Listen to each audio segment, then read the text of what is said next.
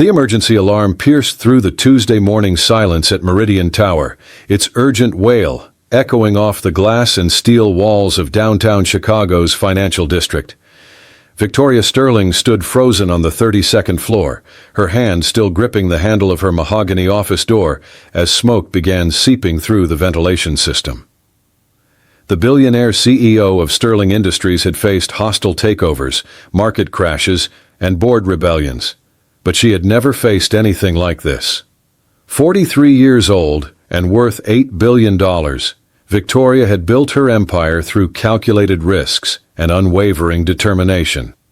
She commanded boardrooms with the same precision that her late father had once commanded naval vessels, her steel-gray eyes capable of reducing grown men to stammers during quarterly reviews.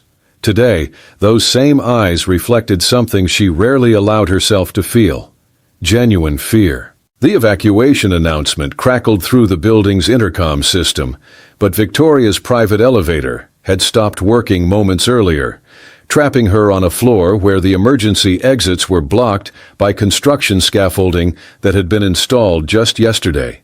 She moved to her floor-to-ceiling windows, watching in horror as flames licked at the building's lower floors, the orange glow growing brighter with each passing minute. 3 miles away, Marcus Chen was loading his 8-year-old daughter Lily into their 15-year-old Honda Civic, the morning routine as familiar as breathing. Single father, widowed firefighter turned construction foreman, Marcus had learned to measure life not in quarters or profit margins, but in the small moments that made up each day with his daughter. Lily's backpack was heavy with textbooks, her lunch carefully packed in the thermos her late mother had bought 2 years before the cancer took her. The radio crackled to life as Marcus started the engine, dispatcher voices urgent with reports of a major fire at Meridian Tower. His body responded before his mind could process the information completely. Trained instincts from 12 years with Chicago Fire Department flooding back, despite having left the service 6 months earlier. "Daddy, what's wrong?" Lily asked, noticing the tension in his shoulders as he gripped the steering wheel tighter. "There's a fire downtown, sweetheart," Marcus said, already calculating the fastest route to Mrs. Patterson's house where Lily would stay during summer days while he worked. "I need to drop you off and go help." Lily's dark eyes, so much like her mother's, studied her father's profile with the intuitive understanding that comes from being the child of someone who runs toward danger rather than away from it. "You're not a firefighter anymore, Daddy." "Once a firefighter, always a firefighter," Marcus replied, the familiar phrase he'd learned from his captain during rookie year. "Some things don't change, even when everything else does." The Honda's engine strained as Marcus pushed it harder than usual through Chicago's morning traffic, his mind already shifting into emergency mode. He'd left the department after Sarah's death, unable to balance the unpredictable demands of firefighting with single parenthood. Construction work paid less, but offered regular hours and the ability to pick Lily up from school every day at 3:30 sharp. Yet hearing those dispatch calls still made his pulse quicken with the need to serve. Victoria Sterling pressed her palm against the window glass, feeling the heat that was beginning to radiate through the building's structure. Her assistant had evacuated with the rest of the office staff, following protocol that assumed everyone could reach the emergency exits. The irony wasn't lost on her that the woman who controlled a business empire spanning 14 countries couldn't control her escape from a burning building. She tried her phone for the 10th time, but the cellular towers in the area seemed overloaded with emergency traffic. The landlines had gone dead minutes earlier, severed by the fire's advance through the building's infrastructure. Victoria Sterling, who hadn't felt powerless since she was 12 years old watching her father's funeral from the front pew, found herself completely dependent on the help of others. The smoke was growing thicker now, seeping through every crack and crevice despite the building's advanced ventilation systems. Victoria removed her Hermes blazer and pressed it against her mouth and nose, the expensive fabric serving as a makeshift filter. Her mind, trained to solve complex problems under pressure, began calculating survival odds with the same analytical precision she applied to market analysis. 27 minutes until the fire department's ladder trucks could reach the 32nd floor, assuming they could deploy through the construction scaffolding. Approximately 45 minutes of breathable air remaining in her immediate area, accounting for the smoke infiltration rate. The mathematics were stark and unforgiving. Marcus pulled into Mrs. Patterson's driveway with squealing tires, his movements efficient as he helped Lily gather her belongings. The elderly neighbor had been watching children for 30 years and understood emergencies without requiring lengthy explanations. "Go," she said simply, already reaching for Lily's hand. "We'll be fine here." Marcus knelt to Lily's eye level, his hands gentle on her shoulders. "I need you to be brave for me today, okay? Stay close to Mrs. Patterson, and remember that Daddy loves you more than all the stars in the sky. More than all the fish in the ocean." Lily completed their traditional exchange, her small voice steady despite the worry in her eyes. "More than all the grains of sand on every beach," Marcus finished, kissing her forehead before standing and heading back to his car with purposeful strides. The drive to Meridian Tower took 14 minutes that felt like hours, Marcus's trained eye already assessing the scene as he approached the building. Fire trucks lined the street, their red lights painting everything in urgent colors, while firefighters worked to position equipment around the construction barriers that complicated every approach angle. The flames had reached the 15th floor, climbing steadily through what appeared to be a ventilation shaft failure. Marcus parked 6 blocks away and ran toward the scene, his construction boots pounding against concrete as emergency vehicles created a maze of obstacles and opportunities. The incident commander was someone he recognized from his department days, Captain Rodriguez, a 20-year veteran with the calm demeanor of someone who'd seen every possible disaster. "Chen?" Rodriguez looked surprised to see his former firefighter approaching. "What are you doing here?" "Heard the call on my scanner," Marcus said, slightly out of breath. "What's the situation?" Electrical fire started in the basement, spread through the HVAC system faster than anyone anticipated, Rodriguez explained, his eyes never leaving the building as he spoke. "Most evacuations went smoothly, but we've got reports of at least one person trapped on the 32nd floor.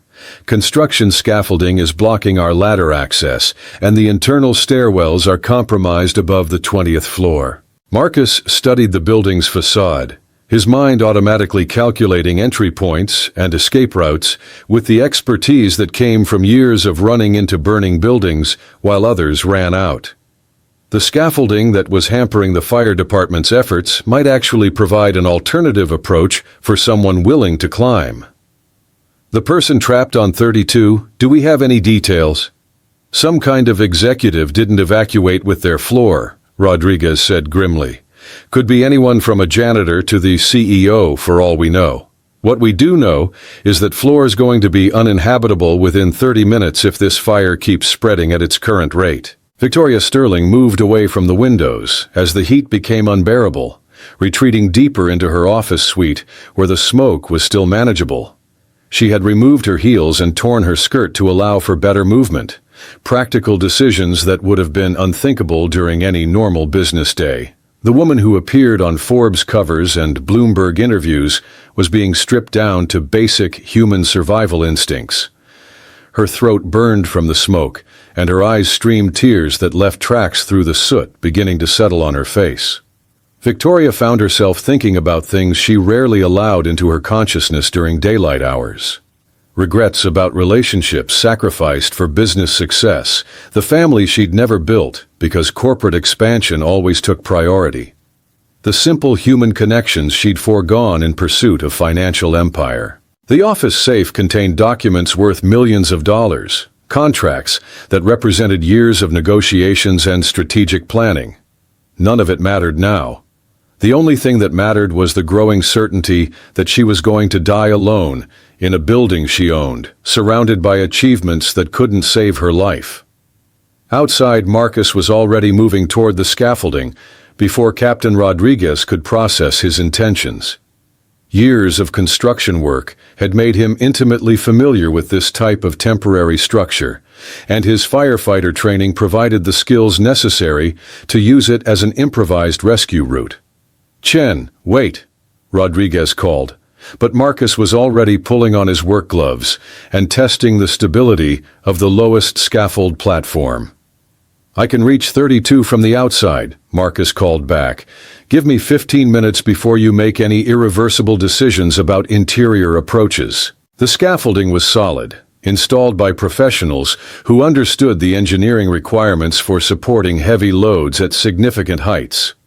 Marcus began his ascent with the steady rhythm of someone comfortable with vertical environments, his boots finding secure placement on each crossbeam as he climbed steadily toward the floor where someone waited for rescue. 25 feet above street level, the sounds of the emergency response began to fade into background noise, replaced by the wind and the distant crackling of flames somewhere below. Marcus climbed with focused determination, each movement calculated and deliberate. He thought about Lily waiting at Mrs. Patterson's house, probably watching cartoons while trying not to worry about her father. He thought about Sarah, who had always known he would never be able to stop running toward people who needed help. The 32nd floor windows came into view as Marcus reached the appropriate level of scaffolding, his breathing steady despite the physical exertion of the climb. Through the glass, he could see a figure moving in what appeared to be a large office space, someone alive and still mobile.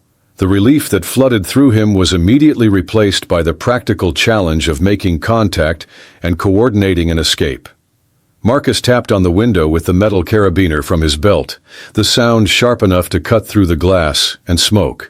The figure inside turned toward the noise, and he found himself looking at a woman in what had once been an expensive business suit, her hair disheveled and her face streaked with soot. She approached the window cautiously, as if unsure whether he was real or a hallucination brought on by smoke inhalation. Victoria Sterling stared at the man outside her window, her mind struggling to process his presence at this impossible height.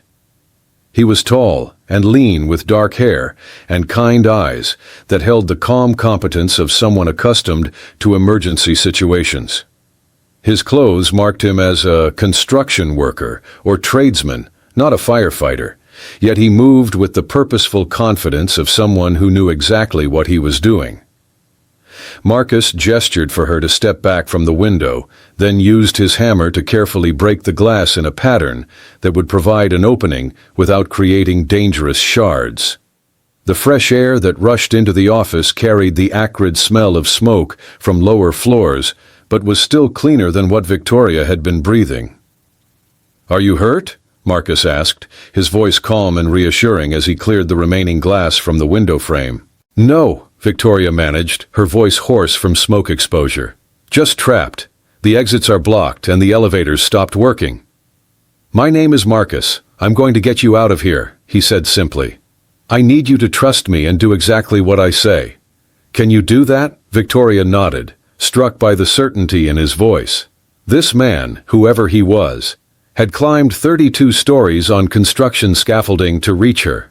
She was accustomed to being the person others turned to for solutions and decisions, but in this moment, she was grateful to let someone else take control. "The scaffolding can support both of us, but we need to move carefully," Marcus explained. "I'm going to help you climb out, and then we'll work our way down together. It's going to take time, and you're going to need to stay calm even when it gets scary." "I can stay calm," Victoria said, surprised by the steadiness of her own voice. "What do you need me to do?" Marcus appreciated her composure. Many people panicked in emergency situations, making rescue attempts exponentially more dangerous. This woman, despite being obviously terrified, was keeping her fear under control and focusing on cooperation rather than hysteria. "First, we need to get you out of those," Marcus said, indicating her remaining heels. "Do you have any other shoes in your office?" Victoria shook her head, then remembered the emergency kit her security team had insisted she maintain. Inside a cabinet near her desk was a pair of comfortable walking shoes, purchased years ago and never worn.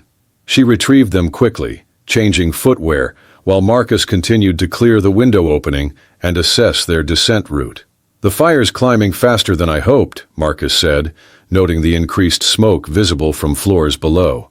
"We need to move now." He extended his hand to Victoria, and she took it without hesitation, allowing him to guide her through the window opening and onto the narrow platform of the scaffolding. The height was dizzying. Chicago's streets spread out 32 stories below, like a miniature model. Victoria's grip on Marcus's hand tightened involuntarily, as vertigo threatened to overwhelm her careful composure. "Look at me, not down," Marcus instructed gently. "We're going to take this one level at a time.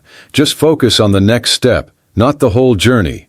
They began their descent slowly, Marcus testing each platform before allowing Victoria to follow. The scaffolding that had seemed so stable during his ascent now felt precarious with two people, every movement requiring careful coordination to maintain balance and safety. "You're doing great," Marcus said as they completed their first level down. "What's your name?" "Victoria," she replied, not mentioning her last name or position. Something about this situation stripped away the need for titles and corporate identities. She was simply a person being rescued by another person, and everything else felt irrelevant. "Well, Victoria, you're handling this better than most firefighters I've worked with," Marcus said with a slight smile.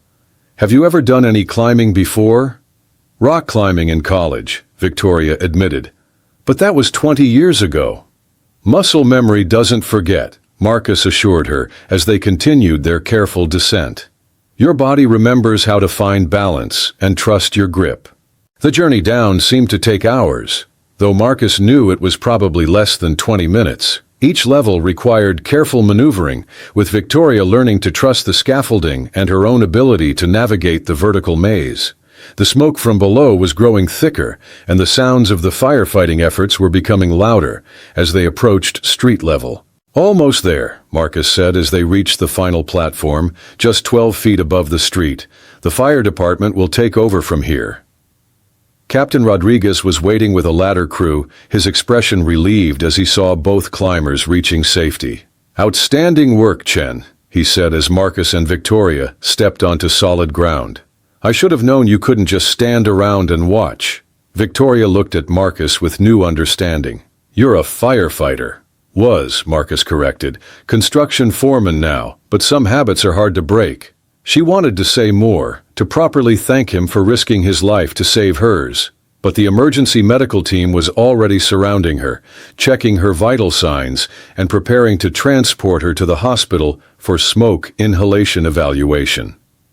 In the chaos of paramedics and firefighters, Victoria lost sight of Marcus, though she caught glimpses of him being examined by another medical team nearby. "Ma'am, we need to get you to Northwestern Memorial for evaluation," one of the paramedics said. "You've had significant smoke exposure, and we want to make sure your lungs are clear." Victoria nodded absently, her eyes still searching the crowd for the man who had saved her life. She spotted him being released by the medical team, walking toward an older Honda parked several blocks away. Something about his retreat from the scene struck her as oddly humble for someone who had just performed such a heroic act. "Wait," she called, but her voice was lost in the noise of emergency vehicles and urban chaos. Marcus disappeared into the crowd before she could reach him, leaving Victoria with nothing but questions and a profound sense of debt to a stranger who had asked for nothing in return. As the ambulance pulled away toward the hospital, Victoria Sterling realized she knew almost nothing about the man who had climbed 32 stories to save her life. She didn't know his last name, where he worked, or how to find him. All she knew was that somewhere in Chicago, a construction worker named Marcus was probably picking up his daughter from wherever he'd left her before running toward a burning building to help a complete stranger. For the first time in her adult life, Victoria Sterling found herself thinking about someone else more than she was thinking about herself. 3 days after the fire at Meridian Tower, Victoria Sterling sat in her temporary office at the Four Seasons Hotel, surrounded by insurance adjusters and reconstruction estimates. The building would take 8 months to fully repair, her 32nd floor office completely gutted by smoke and water damage. Her assistant, Jennifer, had compiled a thick folder of condolence messages from business associates and competitors, each one carefully crafted to maintain professional relationships while expressing appropriate concern.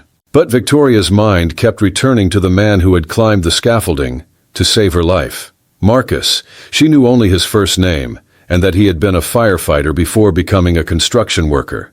The hospital had treated her for minor smoke inhalation and released her the same evening, but no one had been able to provide information about her rescuer.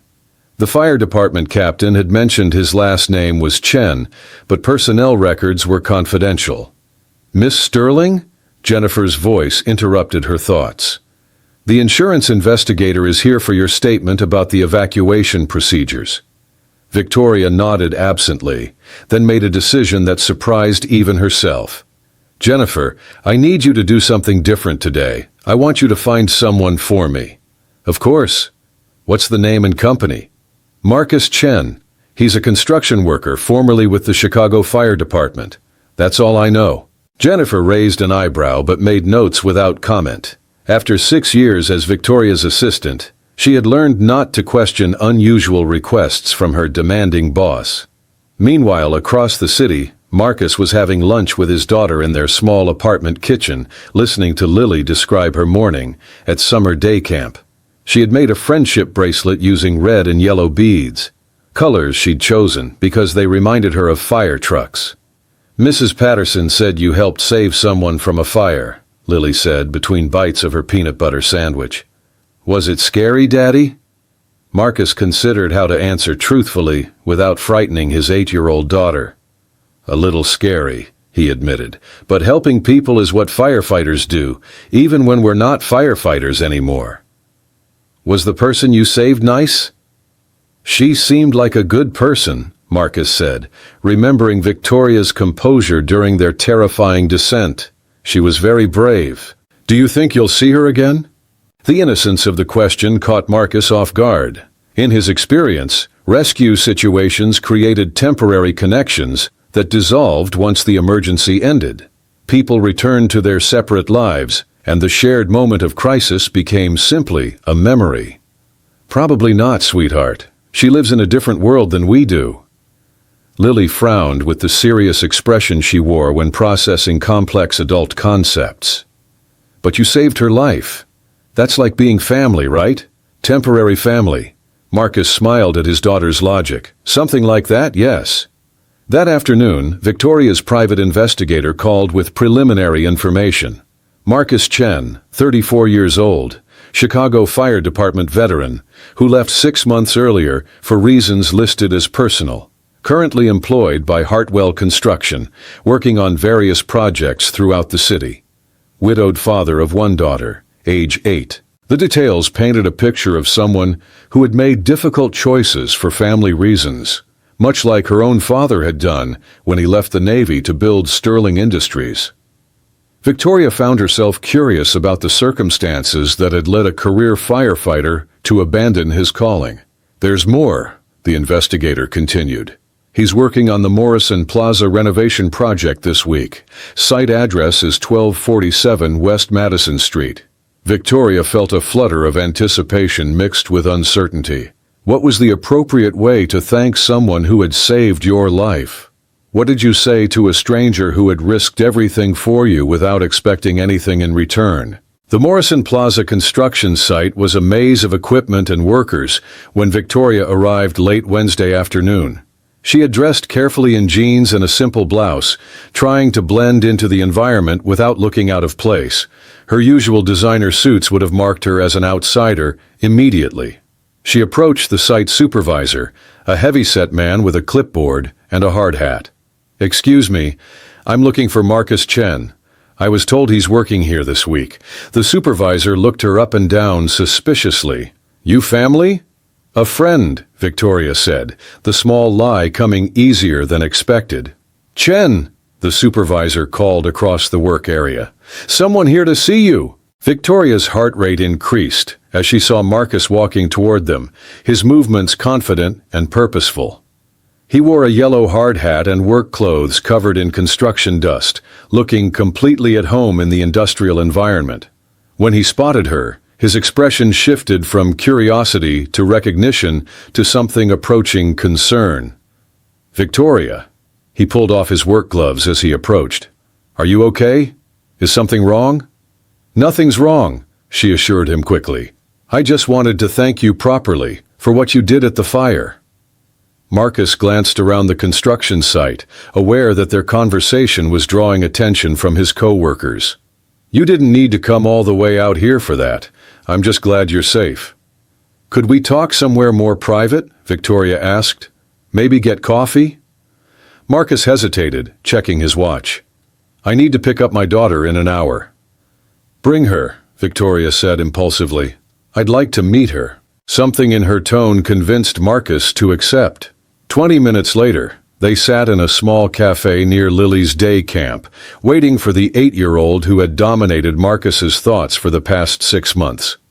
"I tried to find you at the hospital," Victoria said, stirring sugar into her coffee. "But you'd already left. Didn't seem necessary to stick around," Marcus replied with characteristic modesty.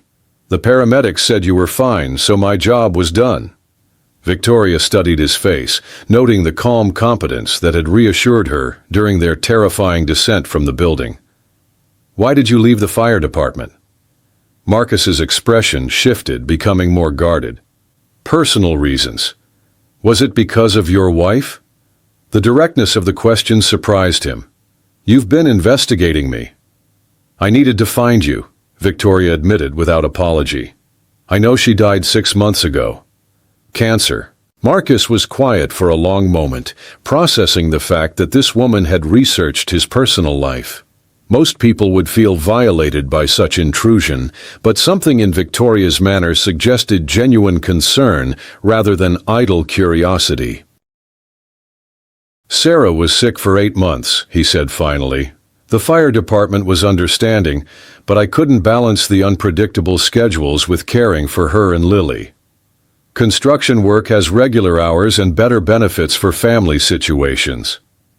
"That must have been incredibly difficult." "The hardest thing I've ever done," Marcus admitted, "giving up the job I loved to take care of the people I loved more." Victoria felt a connection to his story that surprised her. She had made similar sacrifices for her career, though in reverse, choosing professional success over personal relationships repeatedly throughout her adult life. "Daddy!" Lily's voice interrupted their conversation as she burst through the cafe door, her small backpack bouncing as she ran toward their table. She stopped short when she saw Victoria, suddenly shy in the presence of a stranger. "Lily, this is Victoria," Marcus said gently. "She's the person I helped during the fire." Lily studied Victoria with the intense curiosity that 8-year-olds bring to new situations. "Are you hurt?"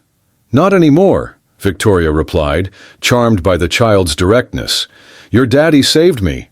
"He saves lots of people," Lily said matter-of-factly, climbing into the chair beside her father. "That's what firefighters do, even when they're not firefighters anymore." The echo of Marcus's earlier words in his daughter's innocent statement created a moment of understanding between the adults. This child had learned early that her father was someone who ran toward danger to help others.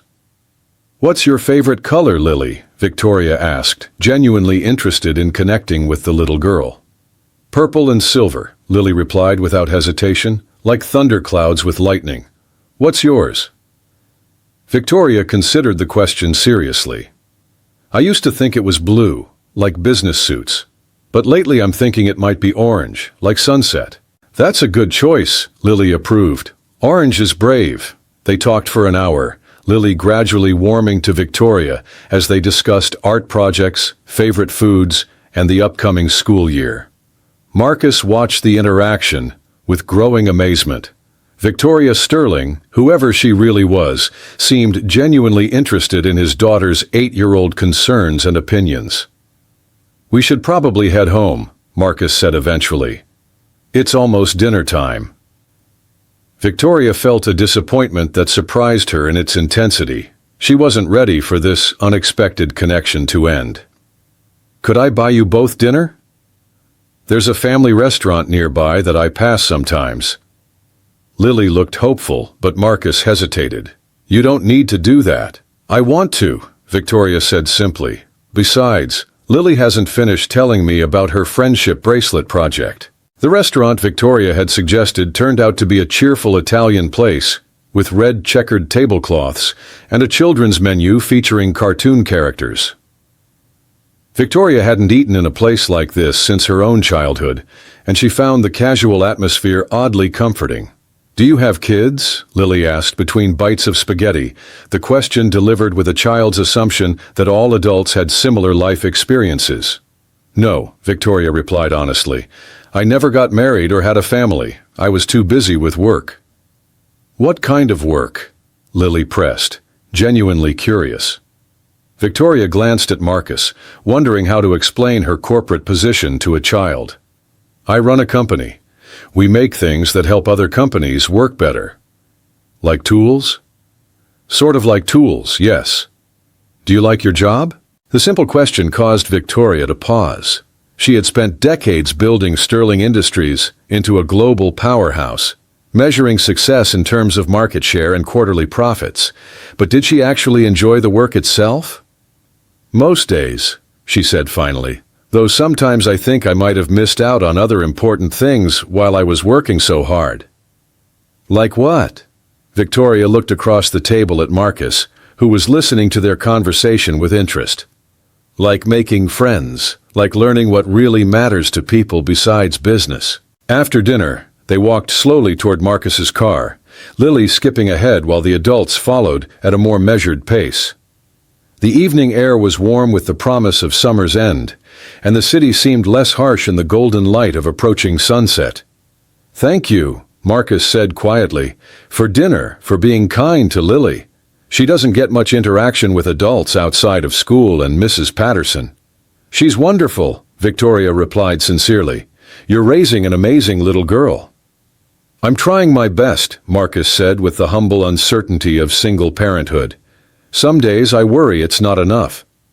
Victoria stopped walking, turning to face him directly. "Marcus, from someone who grew up with absent parents, I can tell you that being present matters more than being perfect. Lily knows she's loved." The conviction in her voice suggested personal experience with the alternative, and Marcus found himself wondering about Victoria's own childhood. This woman who had saved seemed to carry her own wounds, though hers were emotional rather than physical. "Would you like to do this again sometime?" Victoria asked, surprising herself with the question. She had built her entire adult life around careful planning and strategic thinking, but this felt like a leap into unknown territory. Marcus studied her face, noting the vulnerability beneath her composed exterior. "Are you sure? We don't exactly move in the same social circles." "Maybe that's exactly what I need," Victoria said softly. 3 weeks later, Saturday morning found Victoria Sterling in an unusual location, a children's soccer field on Chicago's north side, cheering for players she'd never met while learning the difference between offsides and corner kicks. Lily Chen was playing midfielder for the Lightning Bolts, her purple jersey bright against the green grass as she chased the ball with determined concentration. "She's got good field awareness," Victoria observed, trying to apply business analysis skills to 8-year-old athletics. Marcus smiled at her serious tone. "Sarah used to say that about her too. Natural ability to see the whole picture, not just what's directly in front of her." It was the first time Marcus had mentioned his late wife spontaneously, and Victoria felt honored by the casual reference. Over the past 3 weeks, they had fallen into an easy friendship built around weekly dinners and weekend activities that revolved around Lily's schedule and interests. Victoria had discovered a version of herself she'd forgotten existed, someone who could find genuine pleasure in simple family activities. "Goal!" Marcus shouted as Lily connected with a pass from her teammate, sending the ball into the net with surprising precision. Both adults jumped to their feet, applauding enthusiastically as Lily grinned and waved from the field. "She's amazing," Victoria said, meaning it completely. "Takes after her mother in the athletic department," Marcus replied with pride and sadness combined. "Sarah played college soccer before she became a nurse. Victoria felt the familiar pang that accompanied references to Marcus's previous life, the perfect family that had been disrupted by tragedy. She wondered sometimes if she was intruding on memories that belonged to someone else, trying to fill a role that wasn't really meant for her. "Victoria," Lily's voice interrupted her thoughts as the game ended and players scattered toward waiting parents. "Did you see my goal?" "I saw it. It was incredible." Victoria knelt to Lily's level, noting the grass stains on small knees and the bright happiness in dark eyes. "You're a natural athlete." "Daddy's teaching me defense next week," Lily announced proudly. "He says soccer is like life. You have to know when to attack and when to protect what's important to you." The wisdom embedded in Marcus's coaching philosophy struck Victoria as profound in its simplicity. In her business life, she had mastered the art of corporate offense, building market share through aggressive expansion and strategic acquisitions. But she had never learned the defensive skills of protecting relationships and nurturing the human connections that made success meaningful. "That sounds like very good advice," Victoria said seriously. Later that afternoon, they returned to Marcus and Lily's apartment for lunch, a routine that had become comfortable over the past few weeks. Victoria had learned to appreciate the modest space with its lived-in furniture and Lily's artwork covering the refrigerator door. It felt like a real home in ways her penthouse never had. "I have something to tell you both," Victoria said as they finished eating grilled cheese sandwiches and tomato soup. "My office building is almost finished with repairs, and I'll be moving back downtown next week." She had been dreading this conversation, knowing that returning to her previous routine would inevitably change the dynamics of their developing friendship. The corporate demands of running Sterling Industries were incompatible with soccer games and family dinners. "That's good news," Marcus said, though his expression suggested mixed feelings. "You must be ready to get back to normal operations." "Will we still see you?" Lily asked, with the directness that children brought to important questions. Victoria looked at both of them, realizing that the answer to Lily's question would determine more than just their friendship. It would determine what kind of person she wanted to be moving forward, and whether she was brave enough to prioritize relationships over the relentless pursuit of professional achievement. "I hope so," she said finally. "If you want to keep seeing me." "Of course we do," Lily said immediately. "You're family now." The simple statement hung in the air between them, carrying weight that surprised all three people at the small kitchen table. Victoria Sterling had spent her adult life building a business empire, but she had never been claimed as family by anyone since her parents' deaths 20 years earlier. Marcus reached across the table and took her hand, his calloused fingers warm against her smooth palm. "Lily's right," he said quietly. "You're part of our family now, if that's what you want." Victoria felt tears threatening for the second time since the fire, overwhelmed by the generosity of these two people who had opened their hearts to a stranger. She squeezed Marcus's hand, looking directly into his kind eyes as she made a decision that would reshape her entire life. "I want that more than I've ever wanted anything," she said, her voice steady despite the emotion threatening to overwhelm her careful composure. Outside, the late summer afternoon was fading into evening, but inside the small apartment, three people were discovering that the most important foundations weren't built of steel and concrete, but of trust and love, and the courage to let someone else matter more than your own fears. The crisis began on a Tuesday morning in November, 6 months after Victoria had returned to her rebuilt office at Meridian Tower. She was reviewing quarterly projections when Jennifer burst through her office door, her usually composed demeanor shattered by panic. "Miss Sterling, we have a problem," Jennifer said, her voice tight with urgency. "Someone leaked the Henderson acquisition documents to the Wall Street Journal. The story breaks in an hour." Victoria's blood went cold. The Henderson acquisition was supposed to remain confidential until the formal announcement next month. Premature disclosure would trigger SEC investigations, potential lawsuits, and could cost Sterling Industries millions in stock value fluctuations. Who had access to those documents? Victoria demanded, her mind already shifting into crisis management mode. Just the senior leadership team and their assistants, Jennifer replied. But Miss Sterling, there's more. Richard Blackstone is calling for an emergency board meeting this afternoon. He's questioning your leadership decisions and suggesting that your recent behavior has been erratic. Richard Blackstone, the 70-year-old chairman who had served on Sterling Industries' board since her father's era, had never fully accepted Victoria's leadership style. He viewed her recent changes in schedule, her occasional early departures for family dinners, and her less aggressive expansion strategies as signs of weakness. Victoria closed her eyes briefly, feeling the weight of $8 billion in shareholder value and 15,000 employee livelihoods pressing down on her shoulders. The professional persona she had carefully constructed over 2 decades was under direct assault, and defending it would require the same ruthless focus that had built her empire. "Cancel my appointments for the rest of the week," she told Jennifer, "and get Marcus on the phone." 20 minutes later, Victoria was sitting in her car outside Lily's elementary school, waiting for Marcus to arrive for their planned lunch date. When he appeared, walking quickly from the construction site where he'd been working, she could see the concern in his expression, even from a distance. "What's wrong?" Marcus asked as he slid into the passenger seat, noting the tension in Victoria's posture and the forced calm of her expression.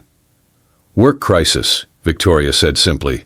"The kind that could destroy everything I've built." She explained the situation in business-like terms, the leaked documents, the board meeting, the questions about her competence and commitment.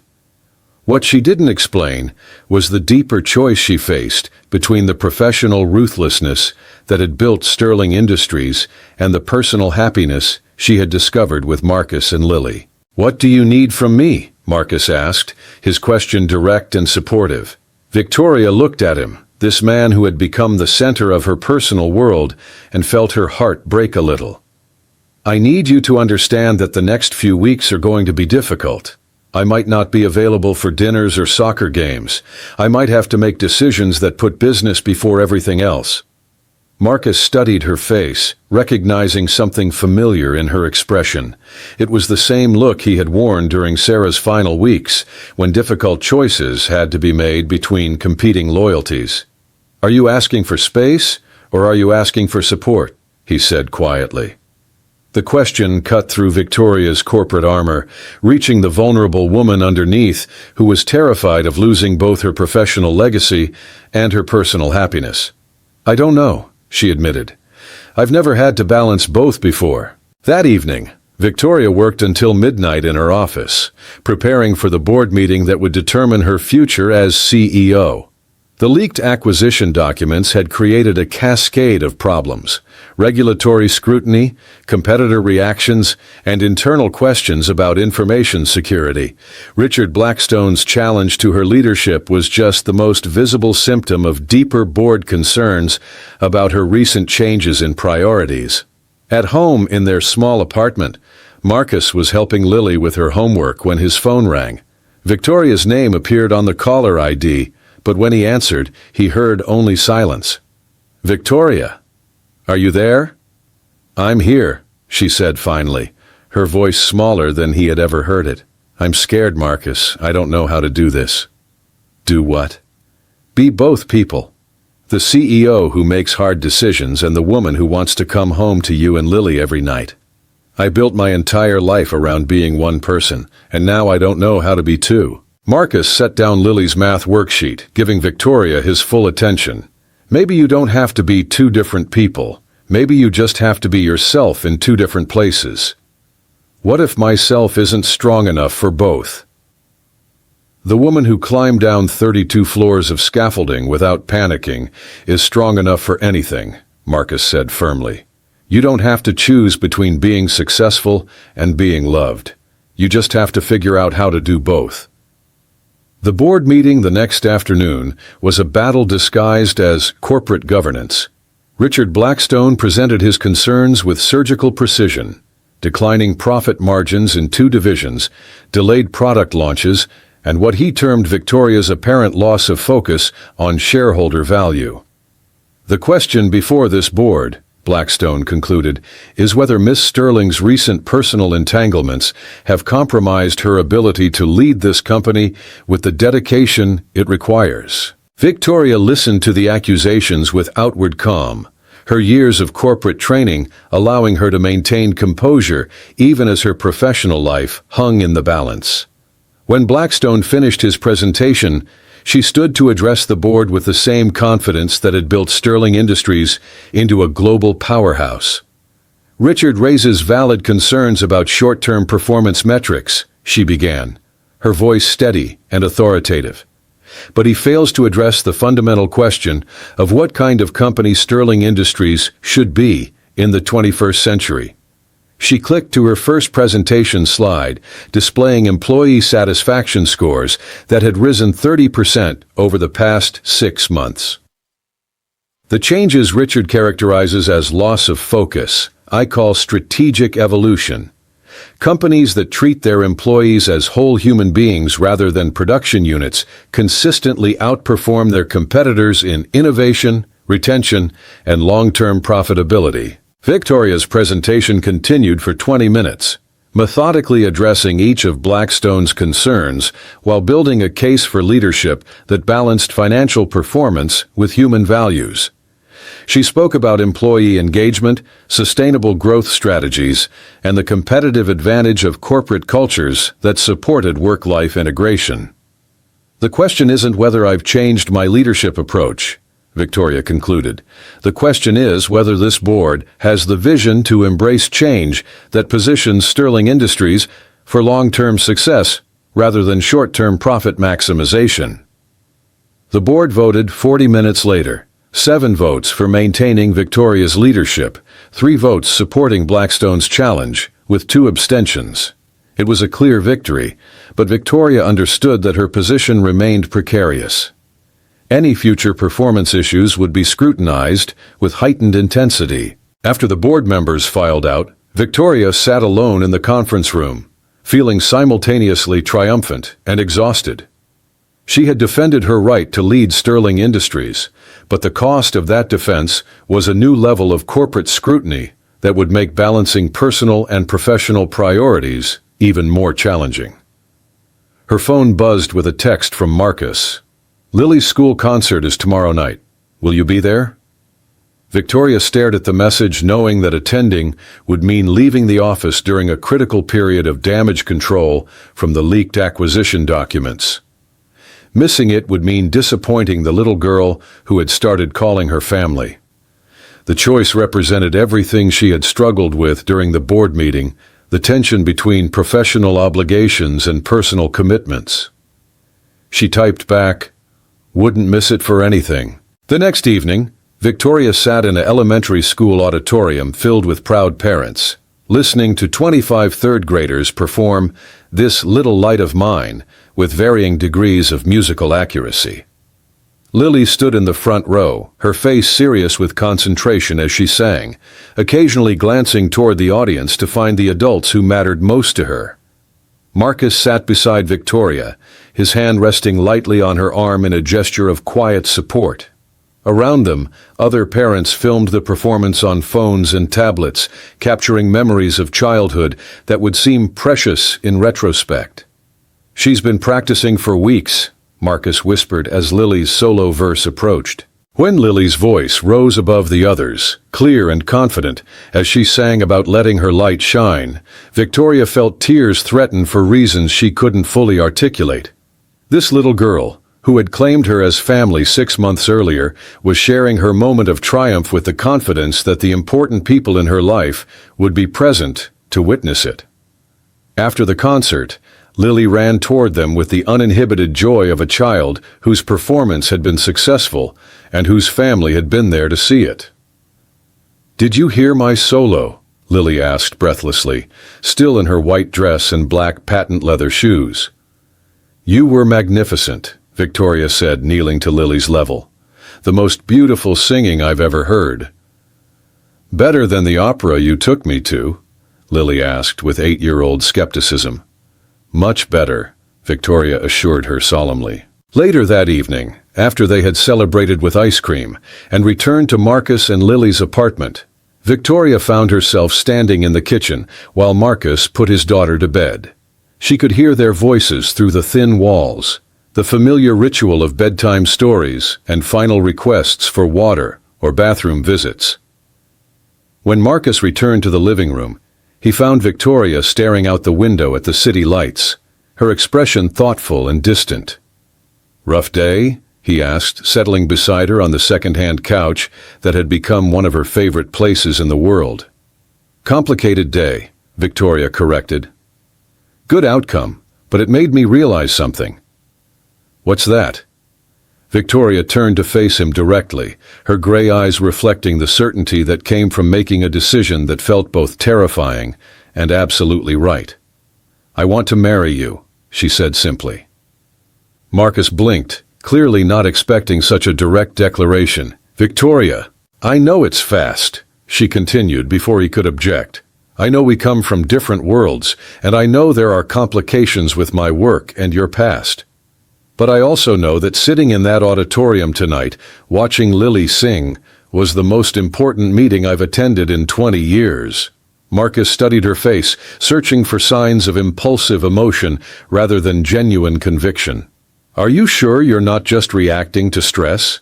The board meeting, the work crisis." "The board meeting showed me what I'm willing to fight for," Victoria replied. "And it's not just Sterling Industries anymore. It's this. It's us. It's coming home to people who love me not because of what I've accomplished, but because of who I am when I'm with them." Marcus reached for her hands, his calloused fingers intertwining with her smooth ones in a gesture that had become natural over the past months. "Sarah and I talked about this near the end," he said quietly. "About what would happen after she was gone, about Lily needing a mother figure someday. She made me promise not to stay alone forever, not to let grief keep me from loving again." Victoria felt a moment of uncertainty, wondering if Marcus was choosing her as much for Lily's sake as for his own. He seemed to read her thoughts because he continued with characteristic directness.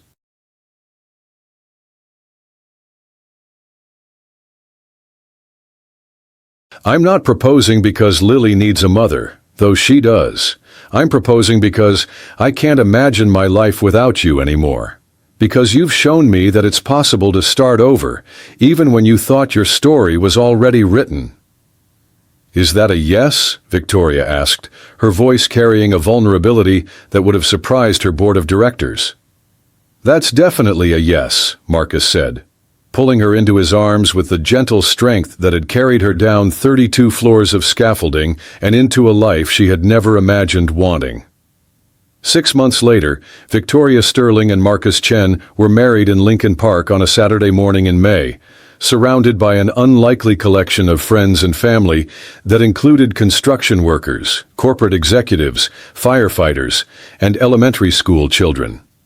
Lily served as maid of honor, wearing a purple dress that matched the flowers in her small bouquet. The ceremony was simple and personal, conducted by Captain Rodriguez from the Chicago Fire Department, who had been ordained online specifically for the occasion. Victoria wore a cream-colored dress instead of traditional white, and Marcus wore his best suit with a tie that Lily had helped him select. "Marriage is a lot like firefighting," Captain Rodriguez told the assembled guests during his brief homily. "It requires courage, teamwork, and the willingness to run toward challenges instead of away from them. These two people have already proven they can face fire together." After the ceremony, the reception was held at the same Italian restaurant where Victoria, Marcus, and Lily had shared their first dinner as an informal family. The red checkered tablecloths were decorated with simple wildflowers, and the menu featured both elegant catered dishes and Lily's specifically requested spaghetti and meatballs. During the toasts, Richard Blackstone surprised everyone by standing to address the newlyweds. The elderly board chairman had initially been skeptical of Victoria's relationship with Marcus, viewing it as a potential distraction from corporate responsibilities.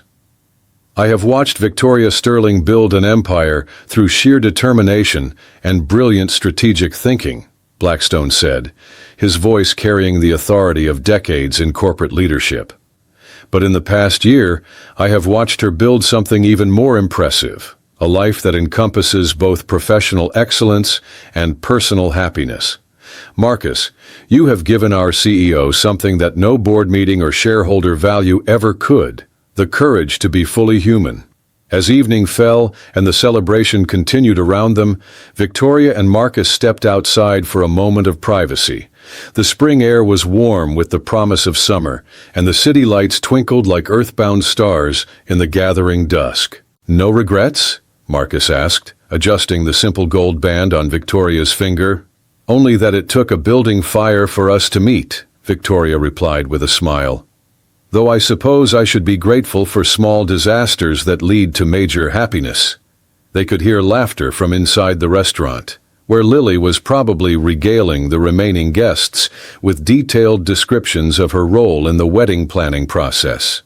The 8-year-old had taken her responsibilities as family coordinator very seriously, offering opinions on everything from flowers to food to the proper length of wedding vows. "She's going to be insufferable about being right," Marcus observed fondly. "About what?" "Remember that first day when she said you were family? She's going to claim credit for predicting the whole thing." Victoria laughed, the sound carrying joy and contentment that had been absent from her life for far too long. "She can have the credit. She earned it." As they prepared to rejoin their wedding celebration, Marcus caught Victoria's hand, stopping her for one final moment in the quiet evening air. "Thank you," he said simply. "For what?" "For climbing down from your tower to be with us." Victoria looked at this man who had literally carried her to safety and then given her a reason to stay grounded, and felt the kind of contentment that no corporate achievement had ever provided. "Thank you for teaching me that the best view isn't always from the top floor," she replied, then led him back toward the laughter and love waiting inside. 2 years later, Victoria Sterling Chen stood in the rebuilt conference room of Meridian Tower, addressing her senior leadership team about Sterling Industries' latest initiative, an employee family support program that provided flexible schedules, on-site childcare, and comprehensive benefits for working parents. The program had been Marcus's idea, born from his own experience balancing single parenthood with career demands. Under Victoria's leadership, Sterling Industries had become a model for corporate cultures that supported whole human beings rather than just productive workers. The company's profits had increased 23% since the program's implementation, validating Victoria's argument that treating employees as complete people rather than production units created competitive advantages that purely financial metrics couldn't measure. The Henderson Division adoption of our family support protocols resulted in their highest quarterly performance in company history, Victoria reported to her leadership team. Employee retention increased 37%, while productivity and innovation metrics exceeded all projections. After the meeting concluded, Victoria packed her briefcase with the same efficiency that had characterized her corporate career for 20 years. But instead of staying late to review additional reports or attend networking dinners, she headed home to the house she now shared with Marcus and Lily in a neighborhood that balanced urban convenience with suburban family life. She arrived to find Marcus in the kitchen, teaching 10-year-old Lily how to make homemade pasta while explaining the physics of gluten development in terms that made the science seem like magic. This scene, repeated weekly with variations, never failed to make Victoria smile with the recognition that she had found something more valuable than any corporate achievement. "How was the board presentation?" Marcus asked, accepting Victoria's kiss while keeping his flour-covered hands away from her business suit. "Successful," Victoria replied simply. "And how was the father-daughter cooking lesson?" "Educational," Lily announced proudly, holding up a strand of pasta that resembled modern art more than traditional spaghetti.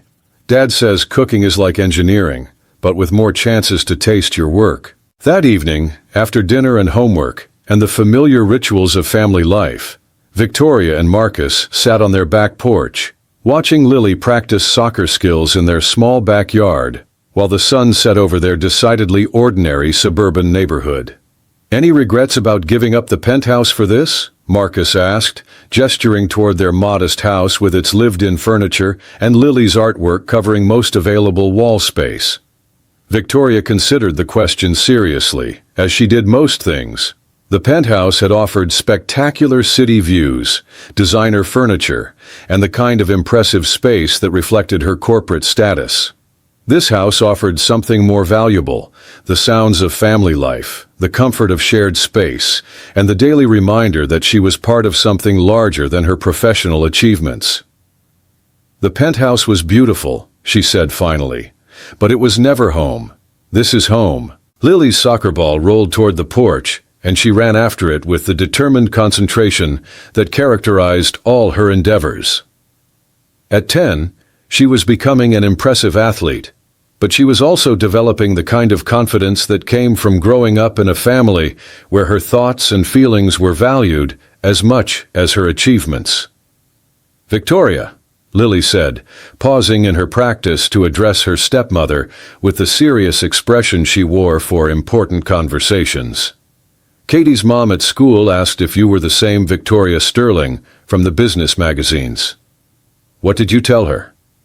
"I told her you were Victoria Chen from our family, and that was more important than any magazine," Lily replied matter-of-factly, then returned to her soccer practice as if the question had been merely academic. Victoria felt the familiar flutter of emotion that accompanied these reminders of how completely her life had been transformed by the decision to climb down from her corporate tower and join a family that had claimed her as their own.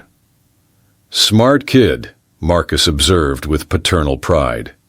"She gets it from both sides of the family," Victoria replied, watching Lily execute a particularly impressive ball control sequence that would have impressed her youth league coaches. As darkness settled over their neighborhood and Lily finally came inside to begin her evening routine, Victoria reflected on the unexpected path that had led her from a burning building to this back porch, from professional isolation to family integration, from measuring success in stock prices to measuring it in soccer games and school concerts and quiet evenings with people who loved her for reasons that had nothing to do with her corporate achievements. The woman who had once ruled boardrooms with strategic precision had learned that the most important negotiations took place around kitchen tables and that the most valuable acquisitions couldn't be purchased with money but had to be earned through daily acts of love and commitment, and the courage to remain present even when professional demands created competing pressures. Sometimes the greatest rescue doesn't happen during a fire, but in the quiet moments afterward, when two people choose to build something together from the ashes of their separate lives, creating a foundation strong enough to support not just survival, but genuine happiness that grows deeper with each passing day.